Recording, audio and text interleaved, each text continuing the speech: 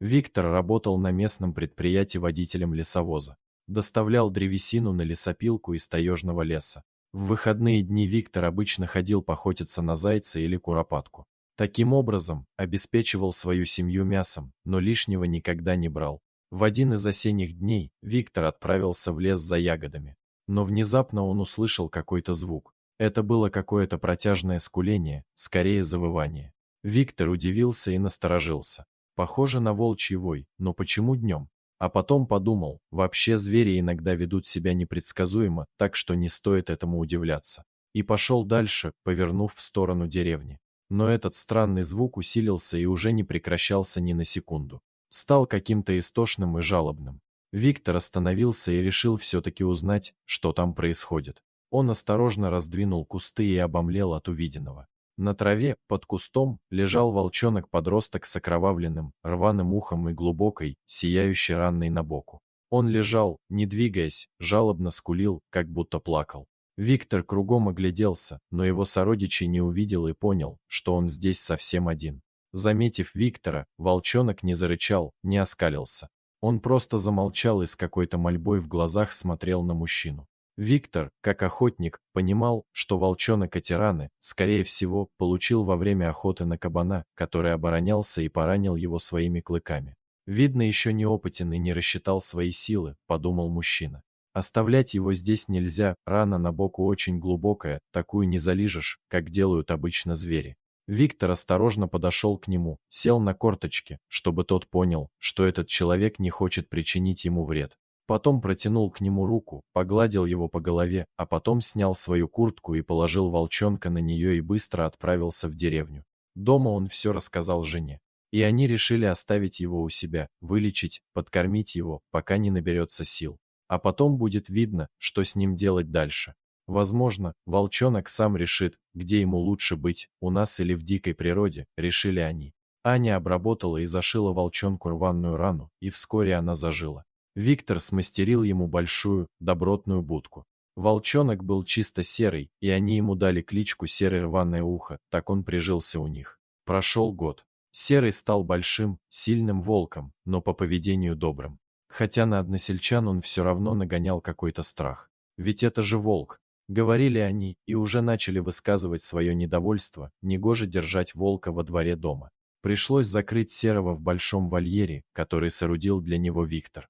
Вскоре Серый затосковал, у него пропал аппетит, и он начал выть на всю деревню. Виктору было неудобно перед односельчанами за эти ночные песни, исходящие от Серого. И, наконец, семья, посоветовавшись друг с другом, решила отпустить его в дикую природу. Одним поздним вечером Виктор открыл вольер. Серый поглядел на всех внимательно, как бы прощаясь, и умчался в темноту. С тех пор они больше его не видели, но были рады за него, что он зажил вольной жизнью, как подобает этим зверям. Прошло 2 года. Виктор, как и раньше, собрал снаряжение и отправился поохотиться на зайца. Шел по лесу, глядел по сторонам, любуясь кружащимися в воздухе белыми снежинками. Зимний пейзаж тайги завораживал. Виктор шел по просеке, а потом свернул в лесную чащу и тут же, внезапно, вскрикнул. От боли. Он ногой угодил в большой капкан, видимо, поставленный браконьерами на крупного зверя. Благо, на нем были толстые плотные валенки, иначе ногу бы раздробило.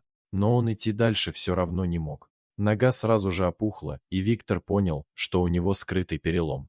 Острая боль разливалась по всей ноге, и он присел на свой рюкзак и стал думать, как ему дальше быть, каким образом добраться до деревни, тем более уже темнело, а до деревни еще далеко. И Виктор принял решение ползти. Скрипя зубами, он полз к краю леса, а там уже и деревня. За полем, думал он.